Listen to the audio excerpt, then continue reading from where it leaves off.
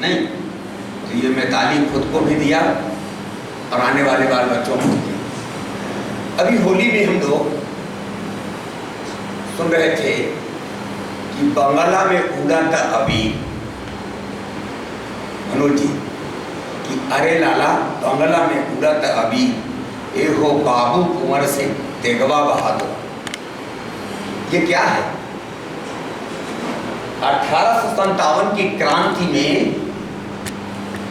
देश की अस्मिता के लिए, देश की आजादी के लिए लड़ने वाले कुंवर सिंह पहले स्वतंत्रता संग्राम के सेनानी के योगदान को लिखी लिखी चिट्ठियां भेजे अमर सिंह, लिखी लिखी चिट्ठियां भेजे कुंवर सिंह भाई अमर सिंह के नाम है कि गोला बारूद के पिचकारी बनते हैं और बारूद के अभी। तो ये देखिए क्या है, साहित्य है कि राजनीति है? साहित्य है। दुनिया में आदमी आदमी ही नहीं हो सकता अगर उसके पास भाषा नहीं। स्वतंत्रता तो बहुत दूर की बात है। 1857 की क्रांति बाद में होती है, 1850 में भारतेंदु हरिश्चंद्र पहले पैदा होता है।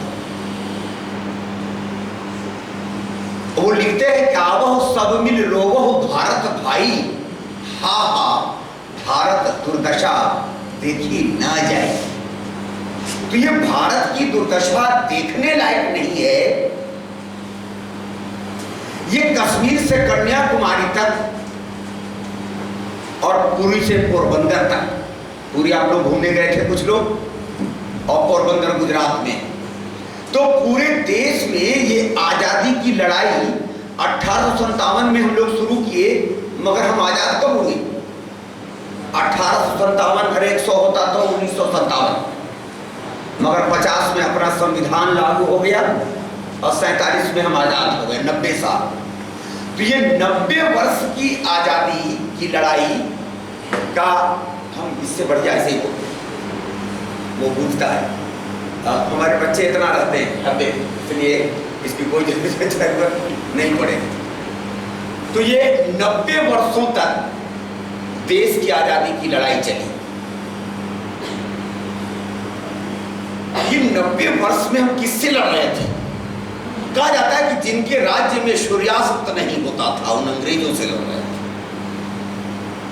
यानी पूरब पश्चिम उत्तर दक्षिण पूरे विश्व में अगर पूरब में सूर्यास्त होता है तो पश्चिम में, पश्चिम में तो पूरब, यानी यहां से वहां तक एशिया, यूरोप, अमेरिका, अफ्रीका, सारे महादेशों में उनका साम्राज्य था। उनके खिलाफ भारत में लड़ने के लिए शुरू कौन हुआ? भारत के कुछ लोग जिनको पता था कि आजादी बहुत कीमती चीज है। हम आज के बच्चों को सबसे पहले स्वतंत्रता शब्द का अर्थ बता लेते हैं, फिर हम अमृत महोत्सव मनाएंगे। ये स्वतंत्र क्या होता है? स्व माने हम स्वयं और तंत्र माने सिस्टम। पहले हिंदी से अंग्रेजी पढ़ते थे, अब अंग्रेजी से हिंदी पढ़ी। स्वतंत्र अर्थात अपना बनाया हुआ तंत्र, परतंत्र अर्थात दूसरों का बनाया हुआ। तो जब दूसरे का बनाया हुआ तंत्र होगा तब हम अपनी स्वेच्छा से अपनी माँ बहनों, अपनी बेटियों की पढ़ाई लिखाई के लिए, समाज में जीवन यापन के लिए, अपनी संस्कृति की रक्षा के लिए हम सक्षम नहीं होंगे अगर तंत्र किसी और का हो। और जब स्वयं का तंत्र होगा तो क्या होंगे? हम आजाद होंगे। आज जैसे 2022 में हम लोग खड़े हैं तो हमारे द्वारा चुने हुए जनप्रतिनिधि दिल्ली में हैं, हमारे द्वारा चुने हुए जनप्रतिनिधि रांची में हैं। तो एक विधान बनाते हैं, विधान बनाने की सभा है तो विधानसभा, और पूरे देश के लिए विधान बनाने की सभा है तो लोकसभा। वो प्रतिनिधि किसके हैं? यहाँ बैठे हुए हमारे 150 भैया बहनों के, विद्यार्थियों के प्रतिनिधि। आपने उनको मतदान किया और वो आपके रूप में वहां जाकर विधान बनाते हैं, वो हो गए आप स्व। और उनका बनाया हुआ तंत्र कि हमको कैसे चलना है, कैसे बढ़ना है, कैसे विकसित होना है। तो ये तंत्र जिसको हमने अपनी मर्जी से अपने जनप्रतिनिधियों के द्वारा अपने संपूर्ण विकास के लिए निर्धारित किया हुआ तंत्र क्या हो गया? स्वतंत्र। मगर हम भारत के लोग हैं और हमारा तंत्र को इंग्लैंड में बैठी हुई महारानी विक्टोरिया बनाएगी, तो हम क्या हो गए? फर्क। बेटा देखो, आज एक कंफ्यूजन है, स्वतंत्र और स्वच्छंद में फर्क है। स्वतंत्र यानी हमारा अपना बनाया हुआ सिस्टम, और स्वच्छंद यानी कोई सिस्टम नहीं। हम 1947 में स्वतंत्र हुए, स्वच्छंद नहीं हुए। हम रोड पर बाएं चलते हैं, दाहिने चलेंगे तो पुलिस पकड़ लेगी। अब कहिएगा हम तो आजाद हैं, हम बाएं चले चाहे दाहिने चले, मेरी मर्जी। दिन को मैं रात कहूं, रात को मैं दिन कहूं, मेरी मर्जी। मेरे मन को भाया, कुत्ता काट के खाया, नहीं चले। ये स्वच्छंद नहीं है। आज तो ये बात सत्य है, उत्तर आधुनिक हो गया, मेरी मर्जी। अभी देखिए बच्चे जो चलते हैं तो मोटरसाइकिल में मोटरसाइकिल जा रहे हैं, उनके बाएं से भी एक लड़का चल देता है, कहता है मेरी मर्जी, मैं आजाद। तो ये बेटा स्वतंत्रता स्वच्छंदता में फर्क है। हम स्वतंत्र हैं, हमने अपने तंत्र पर देश को आगे विकसित किया है, मगर हम स्वच्छंद नहीं हैं। अगर इस विद्यालय ने यह ड्रेस कोड तय किया है तो ये सबके लिए, ये मेरे तंत्र द्वारा बनाया हुआ, ये जो मेरे तंत्र है इनका निर्णय है, हम उसका पालन करेंगे, क्योंकि ये हमारे हैं, इनके द्वारा जो भेजे गए जनप्रतिनिधि वो हमारे हैं।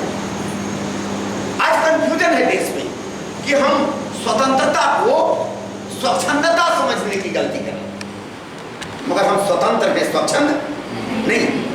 5 साल में हमको मिलता है मौका, हम इस तंत्र को बदल सकते हैं।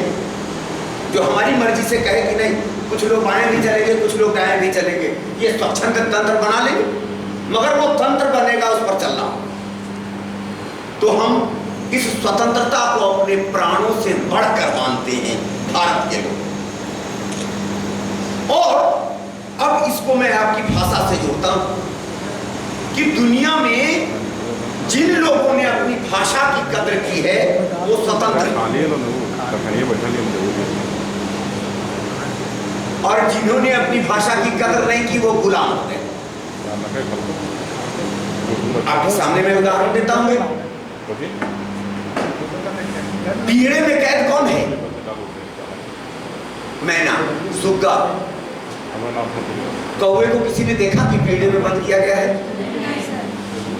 देखिए, बड़ी एकदम व्यावहारिक बात उसमें चलता कि गुलाम कौन है मेरे घर में, तो वो था, इसलिए कि वो आपके आपके आपके आपके आवाज की नकल करना चाहता है। मगर कौवे ने कभी भी प्रयास नहीं किया आपके तरह सीताराम सीताराम करने का। किया क्या? बगुले ने किया क्या? तो पिंजरा किसके लिए बना? तोते के। जो आदमी बोलता है सीताराम सीताराम, उठो उठो, आवा आवा, बाबू बाबू, तो वो नकल कौन करता है? पशु पक्षियों में एक तोता, तो उस तोते को क्या मिल गई? आजादी। पूरी दुनिया में जो भी देश दूसरों की भाषा, दूसरों की संस्कृति, दूसरे का रहन सहन, दूसरे का खान पान, दूसरे की मां के चक्कर में पड़ेगा, दूसरे की बीवी के चक्कर में पड़ेगा, वो गुलाम होगा।